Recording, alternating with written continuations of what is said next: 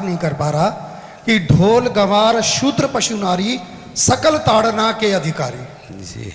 इसमें गोस्वामी जी ने बहुत सूक्ष्मता से वर्णन किया। महापुरुषों के वचनों को हम सूक्ष्मता से समझ पाए। प्रायः ऐसा कह करके हम कहीं कहीं माताओं बहनों की अवहेलना करते हैं, कई जगह हम इसका प्रयोग कर देते हैं। अरे वो गोस्वामी जी ने लिखा है ढोल गवार शूद्र पशु नारी सकल ताड़ना के अधिकारी। अब इसकी व्याख्या सूक्ष्मता से सुने और विचार पूर्वक। शास्त्रीय प्रमाण के अनुसार ढोल है ना, ढोल को ताड़ना चाहिए। ताड़ना मतलब उसको ठपाक चाहिए, और बेताल नहीं। शास्त्र सिद्धांत के अनुसार, संगीत शास्त्र के अनुसार तभी वो राग प्रकट कर पाएगा, तभी वो बजेगा। ढोल को हाथ जोड़ के बोलो कि साहब आप बज जाएं, नहीं बजे, उसको ताड़ना चाहिए। अब ताड़ना शब्द चारों में एक जैसा नहीं लगेगा, शब्द एक ही है ताड़ना, लेकिन ताड़ना के अर्थ अलग अलग हैं। जैसे कनक है, एक ही शब्द है कनक, लेकिन कनक कनक ते 100 गुनी मादकता अधिकाए, वा खाए बोराए जग या पाए बोराए। बोले कनक ही शब्द है। जैसे ताड़ना शब्द का हम प्रयोग केवल वही समझे कि ताड़ना देना ही नहीं, उसका अर्थ अलग अलग है। जैसे कनक शब्द है, कनक को सोना भी कहते हैं और कनक को धतूरा भी कहते हैं। कनक को धतूरा भी कहते हैं। एक कनक है जिसके खाने से बावरा हो जाएगा, और एक कनक है जिसके पाने से बावरा हो जाएगा। कनक शब्द एक ही है, लेकिन दोनों का अर्थ अलग अलग हो गया। ऐसे ही ढोल में ताड़न का तात्पर्य है उसको पीटना, लेकिन वो शास्त्रीय संगीत के आधार पर उसको ताल देना। ताल देने से ही वो राग प्रकट करता है, आनंद की उमगन करता है, ना कि प्रार्थना करने से। समझ रहे? अच्छा, गंवार, गंवार कहते हैं विवेकहीन पुरुष को। विवेकहीन पुरुष को कोई कार्य दे दो और उस पर दृष्टि न रखो तो कार्य नष्ट हो जाएगा। वहां ताड़ने का तात्पर्य उसको पीटना नहीं है, उस अविवेकी गंवार पर दृष्टि रखो। जो आपने कार्य सौंपा है, जो भी कार्य उसका है, उस अविवेकी पर दृष्टि रखना ताड़ना हुआ। उस पर दृष्टि रखो, क्योंकि वो अविवेकी है, गंवार है, वो कार्य प्रणाली ठीक जानता नहीं। आप जहां त्रुटि होता संभाल लेना तो वो संभल जाए, क्योंकि वो गंवार है। और शूद्र, शूद्र का तात्पर्य होता है शूद्र। वैसे जो वर्ण व्यवस्था में शूद्र का प्रादुर्भाव सबसे श्रेष्ठ जगह से प्रादुर्भाव है। वर्णन आता है ब्राह्मणोष मुखमाशी बाहु राजन्य कृतः उरुददस जत वैश्या पदभ्याग्यं शूद्रो जायत। भगवान के श्री चरणों की ही वंदना होती है। प्राय आपने देखा सबके श्री चरणों की, और शूद्रों का प्रादुर्भाव श्री चरणों से हुआ है।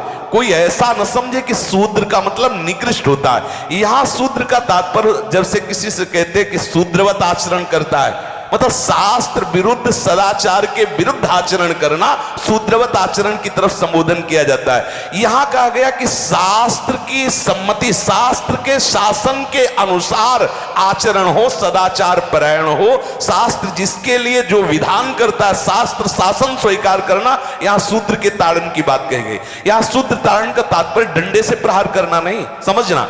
और जो चौथा कहा गया नारी, अगर स्त्री को हम ये कहें कि ताड़न से ही वो केवल काबू में रहती है, तो राष्ट्र में अपने प्रसिद्ध लक्ष्मीबाई जैसी कोई सामर्थ्यशाली वीरांगना, कोई वीरों सामने बड़े बड़े वीरों के दांत खट्टे कर दे, ऐसी बहादुर सिंघनी हुई, अंग्रेजों के दांत खट्टे कर दिए। अगर कोई समझे कि नारी केवल ताड़ने के लिए है तो उसकी मूर्खता है।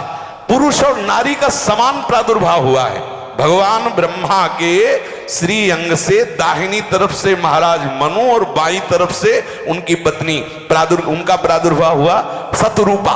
शतरूपा, अब आप बोलो एक ही शक्ति के दो भाग हो गए, एक पुरुष रूप धारण कर लिया, एक नारी रूप धारण कर लिया। अब यहां विचार जो है कि उस नारी के ऊपर ताड़न शब्द का क्या प्रयोग है। जैसे आप मार्ग में चले जा रहे हैं और आपने दृष्टि चूक कर दी और नारी आपकी स्त्री पीछे चल रही, तो कोई हमला कर सकता है, क्योंकि वो रत्न है। 14 रत्नों में एक रत्न स्त्री रत्न भी है। स्त्री को रत्न कहा गया है। भगवान श्री राम जब वनवास में जा रहे हैं तो सिया जी को आगे नाव में जब चढ़ाना होता तो पहले सिया जी को चढ़ा, सीए चढ़ाई चढ़े रघुराई, पहले आगे। दृष्टि रखो, दृष्टि चूक गई तो रत्न है, यहां दृष्टि रखना। शासन मतलब उसको पिटाई करना नहीं कि जैसे ढोल को पीटा जाता है ऐसे स्त्री को पीटा जाए, शूद्र को पीटा जाए तो गंवार को, ये व्याख्या नहीं है, ये मूर्खता है, इसे व्याख्या नहीं कहते। जैसे कनक शब्द के कई अर्थ होते हैं, ऐसे ही ताड़न शब्द का यहां अलग अलग प्रयोग है। स्त्री के ऊपर दृष्टि रखो। किस भाव की दृष्टि रखे? क्योंकि वो हमारे यहां रत्न की तरह है, कहीं कोई ऐसा ना हो कि कुदृष्टि वाला कोई उस पर हमला कर दे।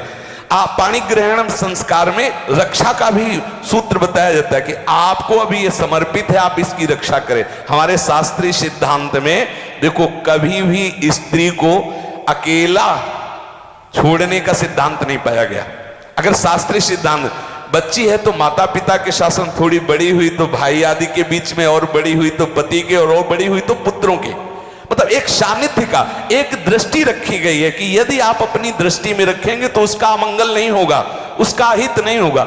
ये जो जैसे मानो कोई सी स्त्री को अकेला कोई पा गया और कुमार्गामी वृत्ति वाला हुआ, तो आज जो घटनाएं सुनने को मिलती हैं, अगर हमारी दृष्टि हो उस पर तो ऐसा नहीं हो सकता। और दूसरी बात यह है कि स्त्री को बुद्धि स्वरूपा भी माना गया। भगवान से भीष्म जी कहते हैं, मैंने अपनी कुंवारी कन्या बुद्धि को, हमारी कुंवारी कन्या है बुद्धि, सदैव सुरक्षित रखा है, आज आपके चरणों में समर्पित करते हैं। तो शास्त्र शासन के द्वारा बुद्धि को सदैव अपने अधीन रखो, कहीं बुद्धि कुमार्गामी ना हो जाए। यहां स्त्री के ताड़न का केवल एक सूत्र है कि आप उस पर दृष्टि बनाए रखें, कहीं स्त्री रत्न कहीं अपवित्र ना हो जाए, कहीं दूसरे का किसी तरह से कुमार्गामी लोगों का ऐसा कोई बर्ताव ना हो जाए, इसलिए सावधान। वहां उसको पीटने का शब्द नहीं है कि ढोल गवार शूद्र पशु नारी सकल ताड़ना के अधिकारी। ताड़ना का तात्पर्य वहां पीटना नहीं तो विद्वता में देखो तो एक से एक, साधुता में देखो तो एक से एक, वीरांगना देखो एक से एक, ऐसा नहीं कह सकते। क्योंकि जो सामर्थ्य पुरुष में, वही सामर्थ्य भगवान ने स्त्री में भी दी, क्योंकि भगवान के ही दो रूप है।